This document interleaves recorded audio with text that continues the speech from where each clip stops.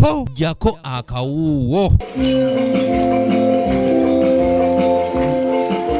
Omusumba w'essaza ly'Ekereziya ery'Erugazi eyawummula Mathias Ssekamya alabudde abazadde okukomya okutulugunya abaana nga balowooza nti babagunjula, ng'agamba nti omuzadde asaanye okusooka ng'okuwuliriza n'omwana newankubadde ng'asobezza kikyamu okumuwa ebibonerezo ebikakali. Tokuba genda mpola omwana omunnyonnyole. Alaba mpisa zaffe abazadde baba bakambunye eri abaana ekitali kituufu. Muggo kubogola tojja kulya mmere oluusi osanze kakwata munva tojja kulya wiiki namba mpozi nebunyebwa butono bwa lujjulungu ate bwasigaddewo omwana emyaka ekyo 2 girya nnyo okusinga ffe abakulu. Kikoze nedda muleke ate bwoba oyagala yadde saba leero kawote olinde mwana bwaba mpozitagira oluvannyuma naye kasi omusanga engalo zino kabira okuba. Ssekamanya okwogera bino asinzidde ku Ekereziya eyabbulwamu omujulizi Joseph Mukasa bali ku ddembe ekisoga mu ssaza ly'Erugazi bw'abadde akulembedde mu misa y'okujaguza olunaku lw'ekifo kino.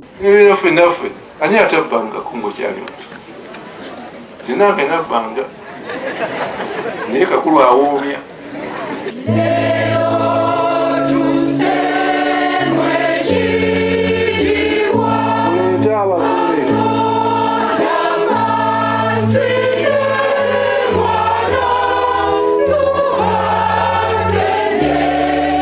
Ku mukolo guno abaana abawerera ddala 556 baweereddwa essakalamenti lya konfirimansiyo n'emigogo gy'abagole 5 abakubye ebirayiro by'obufumbo obutukuvu. Abeere mukyala wo ddala nga Kristo n'Ekereziya bwe balagira.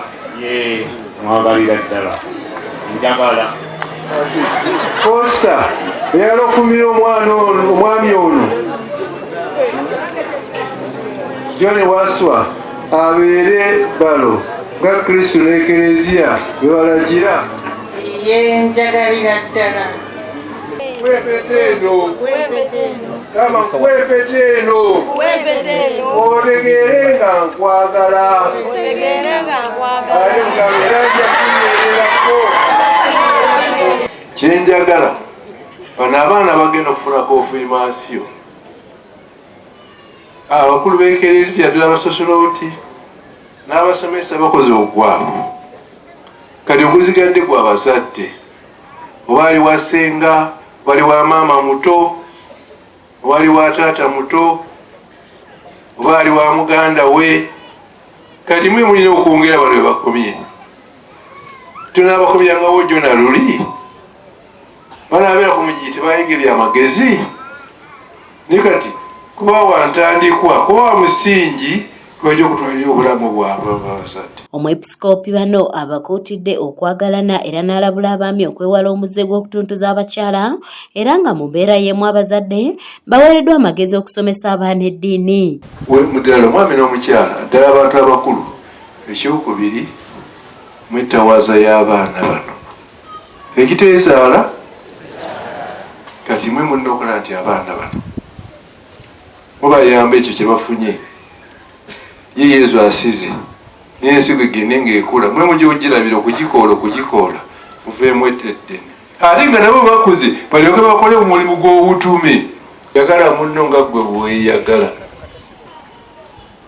Ffenna kyatusaba naye ate ekyakisaba okusinga mu abakristo abeereere tiyali musosolooti tiyali musomesa.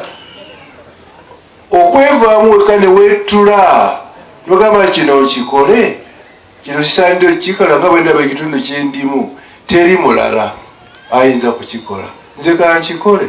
Omukolo guno gwetabiddwako ababaka ba paalamenti abasobemu 25 nga bakulembeddwamu omubaka w'ekitundu kino ekya Mukono South Fred Kayondo ng'omugenyi omukulu abadde kuba sipiika wa paalamenti Anita Mong ng'onaakiikiriddwa kamisona wa paalamenti Esther Apochan.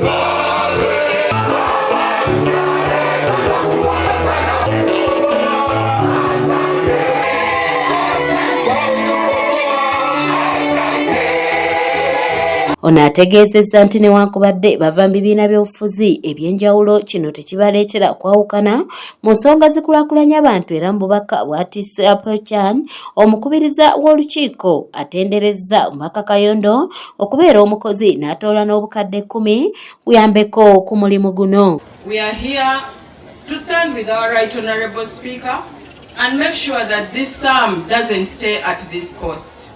We want, as members of parliament also, to step in and do the needful. On my behalf, I want to say that I will contribute the honourable member and top up with another 1 million shillings cash so that this house of the Lord can go further into its construction. Oluvannyuma ababaka bonna beetabye mu kusonda ensimbi era ng'obukadde obusoba mu 5 ze zisondeddwa ku lw'okuzimba ennyumba z'abafaaza ku palisha eno. Kwa sina kyenyeza kuddiza ekereziya. Ekereziya kyeyankolera kinene nnyo. Kitono nnyo ku kyenyeza obbaddiza. Naye munsabire tusuuke emisango emirimu tujja gikola. Naye tugenza ogattagattamu nga toto tufunye obukadde 5 mu kamu. n'emitwalo 7.